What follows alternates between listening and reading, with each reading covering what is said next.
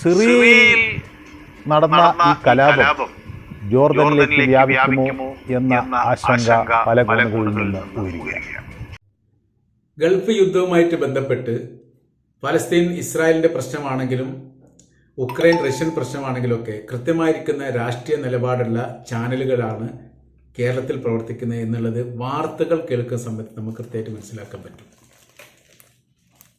അപ്പോൾ അറബ് രാജ്യങ്ങളെ പിന്തുണക്കുന്ന രാജ്യങ്ങൾക്കെതിരെ പല ഘട്ടങ്ങളിലും 24 ചാനലുകളൊക്കെ രംഗത്ത് വരാറുള്ളത് നമ്മൾ കണ്ടതാണ്. പല റിപ്പോർട്ടും ഏറെക്കുറെ അങ്ങനെയാണ്. 24 ചാനൽ ആദ്യഘട്ടത്തിൽ ഇസ്രായേലിലേക്ക് തന്നെ റിപ്പോർട്ടർമാർ അയച്ചിരുന്നു, അവിടുന്ന് റിപ്പോർട്ട് തയ്യാറാക്കാൻ വേണ്ടി യുദ്ധത്തിൻ്റെ ആദ്യഘട്ടത്തിൽ.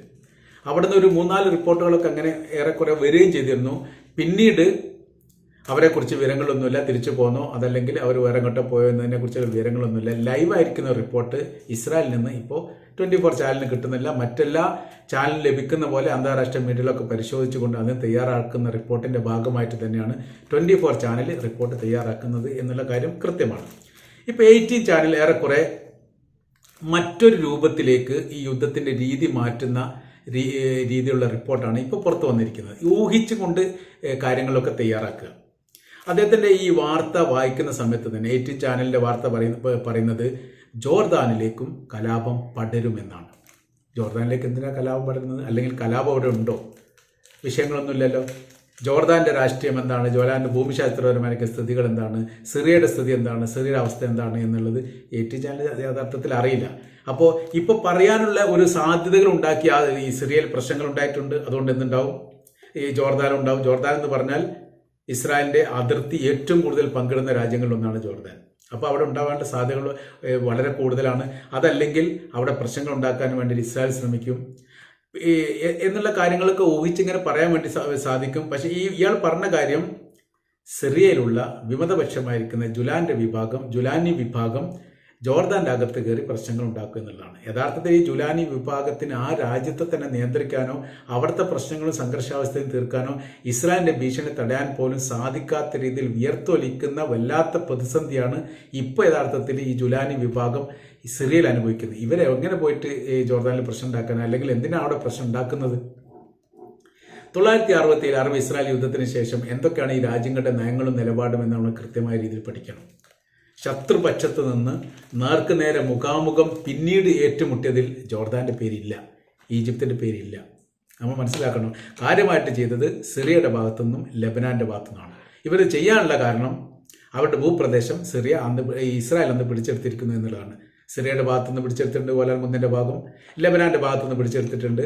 ഈ 2 ഭൂപ്രദേശത്തിനും വേണ്ടിയിട്ട് നിരന്തരം ഈ ഭാഗത്തുനിന്ന് പ്രശ്നങ്ങളും വിഷയങ്ങളും ഉണ്ടാവുകയും ചെയ്തിട്ടുണ്ട്. സംഭവം ഈ ജോർദാന്റെ കൈവശത്തിലാണ് വെസ്റ്റ് ബാങ്ക് അന്നത്തെ 1967 മുമ്പുണ്ടായിരുന്നത്. അത് ജോർദാനിൽ നിന്ന് ഇസ്രായേൽ പിടിച്ചെടുത്താണ്. അതാണ് വെസ്റ്റ് ബാങ്ക് എന്ന് പറയുന്ന പ്രദേശം. ഈജിപ്തിൽ നിന്ന് പിടിച്ചെടുത്താണ് ഗാസ എന്ന് പറയുന്ന പ്രദേശം. 1967 അറബ് ഇസ്രായേൽ യുദ്ധത്തിൽ നിർണായകമായിരിക്കുന്ന പങ്കാളിത്തം വഹിച്ചതിൽ ഒന്ന് ഈജിപ്താണ്. ഈജിപ്തിനോടൊപ്പം സിറിയയും ജോർദാനും ലെബനാനും 4 രാജ്യങ്ങൾ. ഈ 4 രാജ്യങ്ങളും ഇസ്രായേലിന്റെ അതിർത്തി പങ്കിടുന്ന രാജ്യങ്ങളാണ്. പിന്നീട് പിന്തുണ നൽകിയത് ഇറാഖും ഇറാനുമാണ്. അവർ രാജ്യാതിർത്തി പങ്കിടുന്നില്ല. തൊട്ടടുത്ത രാജ്യങ്ങളുടെ അതിർത്തിയുമായിട്ട് 2 രാജ്യങ്ങൾ കഴിഞ്ഞിട്ടാണ് ഈ രാജ്യത്തിലേക്ക് എത്തുന്നത്. ഇങ്ങനെ 6 ദിവസം നീണ്ടുനിന്ന 6 രാജ്യങ്ങളുമായിട്ടുള്ള ഇസ്രായേലിന്റെ യുദ്ധം.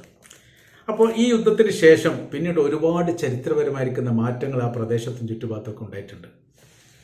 അപ്പോൾ ഈ ഇസ്രായേൽ എന്ന് പറയുന്ന രാജ്യത്തെ അന്ന് പരാജയപ്പെടുത്താൻ വേണ്ടി സാധിക്കാത്തത് അറബ് രാജ്യങ്ങൾ യുദ്ധങ്ങൾക്കിടയിൽ സൈനികരുടെ ഒറ്റ കൊടുത്തതാണ്. അത് ഫ്രാൻസും അമേരിക്കയൊക്കെ വലിയ പങ്കാളിത്തം ഉള്ളതുമായിട്ട് ബന്ധപ്പെട്ട വിഷയങ്ങളൊക്കെ പിന്നീട് പുറത്തു വന്നതാണ്, നമ്മൾ സംസാരിക്കുന്നില്ല. പക്ഷെ അതിനുശേഷം ഈജിപ്ത് ഏറെക്കുറെ ഇസ്രായേലുമായിട്ട് അടുത്ത് നിന്നു. അങ്ങനെ അവിടെ ഈജിപ്തിൽ എംബസി തുടങ്ങി. ഈജിപ്തിൻ്റെ എംബസി തുടങ്ങി. അങ്ങനെ അവർ തമ്മിൽ 2 നയതന്ത്ര ബന്ധങ്ങൾ ഉണ്ടാക്കാൻ വേണ്ടി ആദ്യം ഈ യുദ്ധത്തിന് ശേഷം നേതൃത്വപരമായിരിക്കുന്ന പങ്കാളിത്തം വെച്ചത് ഈജിപ്ത് തന്നെയാണ്. ഈജിപ്ത് വലിയ രീതിയിലുള്ള തിരിച്ചറിവിന് ശേഷം ഉണ്ടാവുമെന്നൊക്കെ പറഞ്ഞിട്ടുണ്ടെങ്കിലും അങ്ങനെയാണ് ആ നിലപാട് കാര്യങ്ങൾ പോയത്. പിന്നീട് ഇവരുമായിട്ട് ചേർന്ന് നിൽക്കുന്ന രാജ്യം എന്ന് പറയുന്നത് ജോർദാനാണ്. ഇസ്രായേലിൻ്റെ ഏറ്റവും കൂടുതൽ അതിർത്തി പങ്കിടുന്ന രാജ്യം ഒന്ന് ജോർദാനാണ്. ജോർദാൻ പിന്നീട് ഒരു യുദ്ധ രീതിയിലേക്ക് കാര്യങ്ങൾ നീങ്ങിയിട്ടില്ല, പകരം സമാധാനപരമായ രീതിയിലുള്ള കാര്യങ്ങളിലൂടെയാണ് നീങ്ങുന്നത്. അമേരിക്കയുമായിട്ട് ജോർദാന് എല്ലാ കാലത്തും വലിയ ബന്ധമാണ്. ആ ബന്ധം ഉണ്ടാകുന്നതോടുകൂടി തന്നെ ഇസ്രായേലുമായിട്ട് ബന്ധമുണ്ടാകും എന്നുള്ളത് നമുക്കറിയാവുന്നതാണ്. അതുകൊണ്ട് ഈ ജോർദാന്റെ എംബസി ഇസ്രായേൽ പ്രവർത്തിക്കുന്നു, ഇസ്രായേലിന്റെ എംബസി ജോർദാനിൽ പ്രവർത്തിക്കുന്നു. നയതന്ത്ര ബന്ധങ്ങളുണ്ട്, സൗഹൃദ ബന്ധങ്ങളുണ്ട്. ഒരു വലിയ ഒരു സൗഹൃദ രാജ്യമായിട്ട് പരസ്പരം അങ്ങോട്ടും ഇങ്ങോട്ടും പോക്കുവരവ് കാര്യങ്ങളൊക്കെ നടത്താറുണ്ട്. അപ്പോൾ ഗസയിലുള്ള ഹമാസിന്റെ ഒരു നേതാവിനെ ജോർദാനിൽ വെച്ച് കൊല്ലാൻ വേണ്ടി ഇസ്രായേൽ ശ്രമിച്ചതുമായിട്ട് ബന്ധപ്പെട്ട് വലിയ വിഷയം ഉണ്ടായിരുന്നു. അതിനുശേഷം അദ്ദേഹത്തിന്റെ മേൽ പൊടി വിതറി ബോധം കെട്ടുപോയി എന്നൊക്കെയാണ് പറയുന്നത്. അതിന് പരിഹാരം ഉണ്ടാക്കിയിട്ടില്ലെങ്കിൽ നിങ്ങളുമായിട്ടുള്ള ബന്ധം ഞങ്ങൾ അവസാനിപ്പിക്കുമെന്ന് അന്നത്തെ ജോർദാന്റെ പ്രസിഡന്റ് അബ്ദുള്ള രാജാവ് പറഞ്ഞു. അബ്ദുള്ള രാജാവ് പറഞ്ഞതിന്റെ അടിസ്ഥാനത്തിൽ അത് ചികിത്സാ സംബന്ധമായിരിക്കുന്ന കാര്യങ്ങൾ നൽകിക്കൊണ്ട് അദ്ദേഹത്തെ പൂർവ്വ രീതിയിലേക്ക്, അതായത് ചികിത്സ മുഴുവൻ യഥാർത്ഥത്തിൽ ഇസ്രായേലാണ് ചെയ്തത് എന്നൊക്കെ അന്ന് പറയപ്പെട്ടിട്ടുണ്ട്. അങ്ങനെ അവർ തമ്മിലുള്ള ബന്ധം മുറിഞ്ഞു പോവാതിരിക്കാൻ ഇസ്രായേൽ വല്ലാത്ത രീതിയിലുള്ള ശ്രമം നടത്തിയതിന്റെ ഭാഗമായിട്ടാണ് ഹമാസിന്റെ നേതാവിനെ വധിക്കാൻ വേണ്ടി ശ്രമിച്ചതുമായി ബന്ധപ്പെട്ടുള്ള ചികിത്സ പോലും ഇസ്രായേൽ നൽകിയത് എന്നതാണ് ജോർദാനും ഇസ്രായേലും തമ്മിലുള്ള ബന്ധം. അവർ തമ്മിൽ സംഘർഷം ഉണ്ടാവുകയോ രാജ്യത്തിനകത്ത്, ജോർദാൻ എന്ന് പറയുന്ന രാജ്യത്തിന്റെ അകത്ത് ആഭ്യന്തരപരമായിരിക്കുന്ന സംഘർഷങ്ങളോ പ്രശ്നങ്ങളോ ഈ അടുത്ത ഒരു 19 വർഷത്തിനിടയിലൊന്നും റിപ്പോർട്ട് ചെയ്തിട്ടില്ല. ഭരണം മാറുന്നതുമായിട്ട് ബന്ധപ്പെട്ട് അബ്ദുള്ള രാജാവ് സെക്കൻഡ് അബ്ദുള്ള രാജാവിന് ഭരണം മാറ്റുന്നതുമായിട്ട് ബന്ധപ്പെട്ട് രാജാക്കന്മാർ തമ്മിൽ അല്ലെങ്കിൽ അവർ കുടുംബക്കാർ തമ്മിൽ എന്തെങ്കിലും ആശയവിഷയങ്ങളൊക്കെ ഉണ്ടായതായി ചില മീഡിയകളൊക്കെ റിപ്പോർട്ട് ചെയ്തിരുന്നു. പിന്നെ അത് എവിടെയും കണ്ടിട്ടുമില്ല. ഇതാണ് അവിടുത്തെ സ്ഥിതികൾ. പിന്നെ അവിടെ എന്ത് കലാപം ഉണ്ടാവാൻ? ഇപ്പോൾ ഈ ഇറാൻ ഇസ്രായേലിനെ ആക്രമിച്ചതുമായിട്ട് ബന്ധപ്പെട്ട് 300 മിസൈൽ ആദ്യഘട്ടത്തിൽ ആക്രമിച്ചതിൽ 100-ലധികം മിസൈലും പ്രതിരോധിച്ചത് ജോർദാന്റെ ഭൂമിയിൽ വെച്ച് ബ്രിട്ടനും അമേരിക്കയും സംയുക്തമായിട്ടാണ് എന്ന് അവരും പറഞ്ഞു.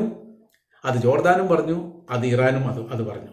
ഇറാൻ എന്നിട്ട് ജോർദാന് മുന്നറിയിപ്പ് നൽകി, തങ്ങൾ ഇസ്രായേലിനെ ആക്രമിക്കുന്ന സമയത്ത് ഏതെങ്കിലും തരത്തിലുള്ള അക്രമം അല്ലെങ്കിൽ പ്രതിരോധം നിങ്ങളുടെ ഭൂമിയിൽ ഉണ്ടായാൽ നിങ്ങളെ തങ്ങൾ ശത്രുപക്ഷമായിട്ട് കാണും, നിങ്ങളെ തങ്ങൾ ആക്രമിക്കും എന്നുള്ള ഒരു മുന്നറിയിപ്പും ഒരു ഭീഷണിയും ഇറാന് ജോർദാന് നൽകി. അതെന്തുകൊണ്ടാണ് നൽകിയത്? ഇസ്രായേലിനും അമേരിക്കക്കും ജോർദാൻ പൂർണ്ണമായിരിക്കും പിന്തുണ നൽകുന്നു എന്നുള്ളത് കൊണ്ടാണ്. അമേരിക്കയും ഇസ്രായേലും തമ്മിൽ പ്രശ്നം ഉണ്ടാകുന്നിടത്താണ് ഇവർ ഈ പ്രശ്നം ഉണ്ടാക്കാൻ വേണ്ടി നോക്കുന്നത്. അവർക്ക് പിന്തുണ നൽകാത്തിടത്താണ് പ്രശ്നങ്ങളും സംഘർഷങ്ങളും മുസ്ലിം രാജ്യങ്ങളിലൊക്കെ അമേരിക്കയും ഇസ്രായേലും ഉണ്ടാക്കി എന്നുള്ള കാര്യം നമുക്കറിയാം. അപ്പോൾ 18 ചാനലിൽ എങ്ങനെ വെടി പൊട്ടിക്കുകയാണ്, ജോർദാനിൽ കലാപം വരാൻ പോകുന്നുണ്ട്. അയാളുടെ ആ സംഭാഷണം കേട്ട് കഴിഞ്ഞാൽ തന്നെ ഇല്ലാത്തത് പറയുന്നവരെ മുഖഭാവം വേറെയും സംസാരം വേറെയായിട്ട് തന്നെ വേർതിരിഞ്ഞ് കേൾക്കാനും മനസ്സിലാക്കാനും വേണ്ടി പറ്റും. ഉണ്ടാക്കി പറയുകയാണ്, ഭാവിയിൽ അങ്ങനെ ഉണ്ടെങ്കിൽ ഞങ്ങൾ പറഞ്ഞിരുന്നല്ലോ എന്ന് പറയാൻ വേണ്ടിയിട്ട്. അപ്പോൾ ഈ വിഷയവുമായിട്ട് ബന്ധപ്പെട്ട് ജോർദാനിലെ അവസ്ഥകളും സ്ഥിതികളും യാതൊരു വിഷയവുമല്ല. അവിടുത്തെ ജനങ്ങൾ ഇസ്രായേലിന് എതിരായിട്ട് നിൽക്കുന്നു എന്നുള്ളത് ഉറപ്പാണ്. അത് എല്ലാ മുസ്ലിം രാജ്യങ്ങളും അങ്ങനെ തന്നെയാണ്. ഭരണകൂടങ്ങൾ ഏറെക്കുറെ അമേരിക്കയും ഇസ്രായേൽ അനുഭാവമായിട്ട് നിൽക്കുന്ന സമയത്ത് ജനങ്ങൾ മുഴുവൻ എതിരാണ്. അത് ജോർദാനിൽ മാത്രമല്ല, അവിടുന്ന് അങ്ങോട്ടും ഇങ്ങോട്ടൊക്കെ ഒരുപാട് മുസ്ലിം രാജ്യങ്ങളുണ്ട്. ആ രാജ്യത്തിലൊക്കെ അവസ്ഥകൾ അങ്ങനെ തന്നെയാണ്. ഇത് പ്രത്യേകമായി പറയുന്നത് അതിർത്തി പങ്കിടുന്ന രാജ്യമാണ്, വിഷയങ്ങളുണ്ടാകും. അതായത് അവരുടേതായിരിക്കുന്ന കൃത്യമായിരിക്കുന്ന പൊളിറ്റിക്സ്, രാഷ്ട്രീയം, മുസ്ലിം വിരുദ്ധത, മുസ്ലിം രാജ്യങ്ങളോടുള്ള വിരോധം അത് പ്രകടിപ്പിക്കാൻ വേണ്ടി അവസരം കിട്ടുന്ന സമയത്ത് അത് ഉപയോഗിക്കും. മുമ്പ് 24 ഉണ്ടായിരുന്നു. 24ന്റെ റിപ്പോർട്ടൊന്നും ഇപ്പോൾ അങ്ങനെ കാണാറില്ല. ഇപ്പോൾ ഏറെക്കുറെ പലസ്തീൻ അനുകൂലമായ രീതിയിലോ അല്ലെങ്കിൽ നിഷ്പക്ഷ രീതി പാലിക്കുന്ന തരത്തിലോ ആണ് റിപ്പോർട്ടുകൾ കാണാൻ വേണ്ടി സാധിക്കുന്നത്. പക്ഷേ 18 ചാനലിൽ അങ്ങനെയല്ല. അവർ പറയുന്നു ഇതാ കലാപം ഉണ്ടാകാൻ പോകുന്നു, പുറപ്പെട്ടിരിക്കുന്നു, എത്താൻ പോകുന്നു, ഇവരാണ് അത് സിറിയയിൽ അട്ടിമറിച്ചവരാണ് ഇവിടെ പ്രശ്നങ്ങൾ ഉണ്ടാക്കുന്നത് എന്നൊക്കെ പറയുന്നത്. അതായത് സിറിയയിലെ സംഘർഷാവസ്ഥയും പ്രശ്നങ്ങളും ഇപ്പോഴും അവസാനിച്ചിട്ടില്ല. അവിടെ രാജ്യഭരണകൂടം കൃത്യമായ രീതി ഉണ്ടാക്കാൻ വേണ്ടി സാധിക്കുന്നില്ല. ഇസ്രായേലിനെതിരെ നിലപാട് പറയാൻ വേണ്ടി സാധിക്കുന്നില്ല. ഒരുപാട് വ്യത്യസ്ത ഗോത്ര വിഭാഗങ്ങൾ ഓരോരോ പ്രദേശം തങ്ങളുടേതാണ് എന്ന് പിടിച്ചു വെക്കുന്നു. അവരവിടെ സൈനികപരമായിരിക്കുന്ന ബലം ഉണ്ടാക്കുന്നു. അതിനെ എതിർക്കാൻ വേണ്ടിയിട്ട് ഈ പറയപ്പെട്ട ജുലാനി വിഭാഗത്തിന് സാധിക്കാതെ വിയർപ്പ് പൊട്ടുന്ന സമയത്താണ് അവർ ജോർദാനിൽ പോയി വർഷങ്ങൾ ഉണ്ടാക്കുന്നു എന്നുള്ളത് 18 ചാനൽ പച്ച പൊള്ള് ഇങ്ങനെ മീഡിയയിലൂടെ വിളിച്ചു പറയുന്നത്.